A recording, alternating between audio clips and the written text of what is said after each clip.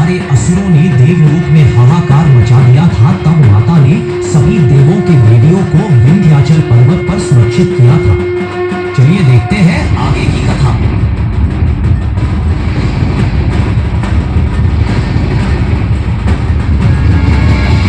इंद्रदेव, सूर्यदेव, वायुदेव, अग्निदेव, वरुणदेव, आप सभी की पत्नियां सुरक्षित, क्योंकि मेरा कवच उन्हें किसी भी अनर्थ से सुरक्षित रखेगा। माता, आपका कोटि कोटि धन्यवाद। आपने कृपा कर हमारी सारी चिंताएं हर ली। माता, यदि सभी देवियां सुरक्षित हैं, तो क्या हम उन्हें अपने साथ लौटा कर ले जाएं? नहीं, अभी वो समय नहीं आया, क्योंकि होने तक देवियां मेरे ही कवच के संरक्षण में गुफा में सुरक्षित रहेंगी। देवगण, आप सभी के यहाँ से प्रस्थान का समय आ गया।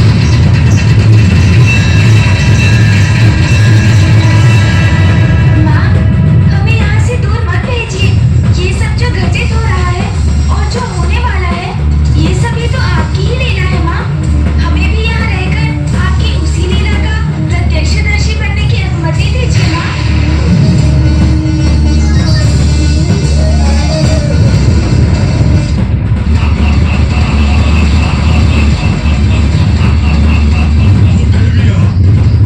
जिन्हें तुमने उस गुफा में छुपा कर रखा है, मुझे उन्हें भी तो बंदी बनाना है। शीघ्र क्षमा याचना करो मेरे समक्ष, अन्यथा तुम्हारे सारे भक्तों का मैं अंत कर दूंगा, अंत कर दूंगा, अंत कर दूंगा। अपनी निर्दोष संतानों पर अत्याचार कदापि नहीं सहूंगी मैं। मूर्ख असुर, अपनी संतान की रक्षा के लिए तो मां असंभव को भी संभव कर देती। हे नारी, इस प्रकार त्योरियां चढ़ाकर टेढ़ी दृष्टि से देखना बंद करो मुझे। तुम्हारे और तुम्हारी उन देवियों के पास मेरे चरणों में गिरने के सिवाय कोई विकल्प शेष नहीं है। इसलिए चलो, समर्पण करो, गिरो मेरे चरणों में। मूर्ख असुर, देख मुझे, दुर्गा रूप धारण कर तेरे समक्ष प्रस्तुत हूं मैं।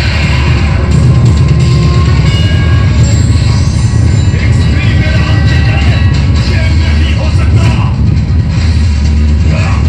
नहीं, नहीं,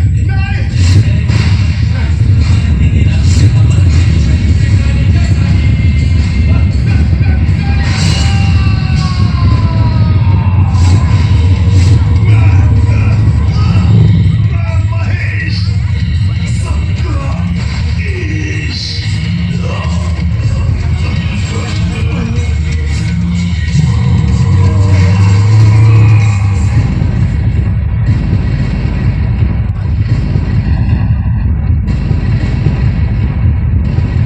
बस बहुत हुई विनाश लीला, क्योंकि अब तुम्हें मेरा सामना करना होगा, मेरा। रक्त बीज, मुझे ज्ञात है, अपने भीतर उमड़े अंतर्द्वंद के किस बवंडर से जूझ रहे हो तुम।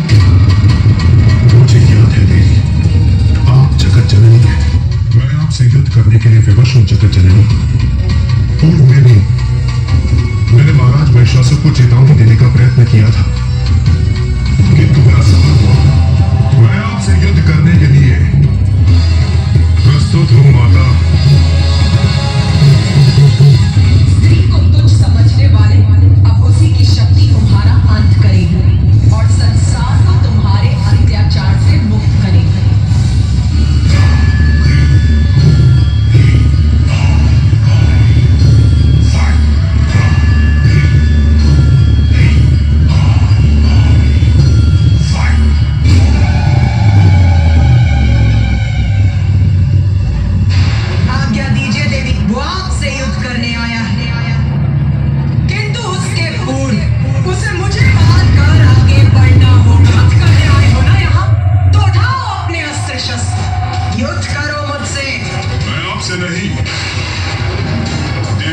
कौशिकी से युद्ध करने आया हूं। देवी कौशिकी तक पहुंचने के लिए सर्वप्रथम तुम्हें मुझसे आगे बढ़ना होगा, जो मैं कदापि होने नहीं दूंगी।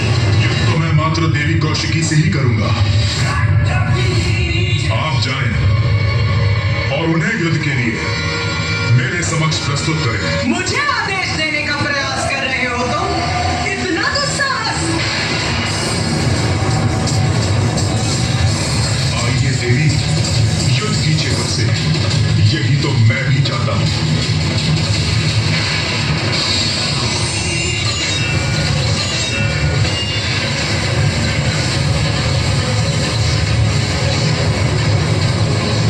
अपने अंत के लिए तैयार हो जा रक्तबीज। इतना सरल नहीं है मेरा अंत।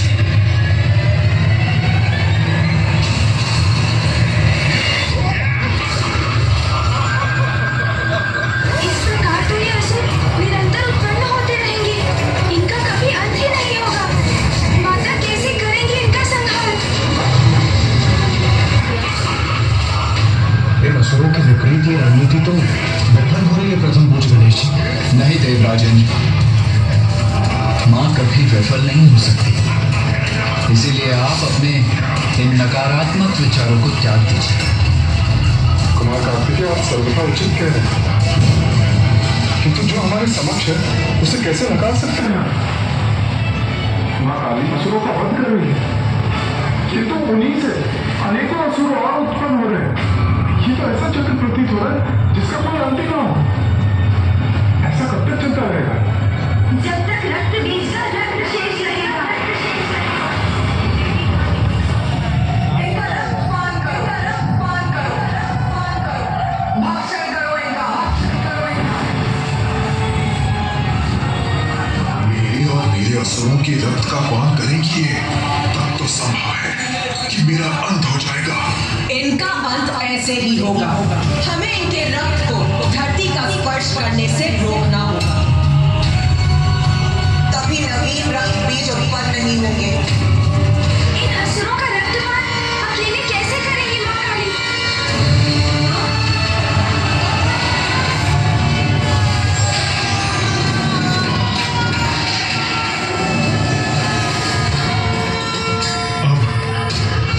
अब मैं अपनी रक्षा कैसे करूं?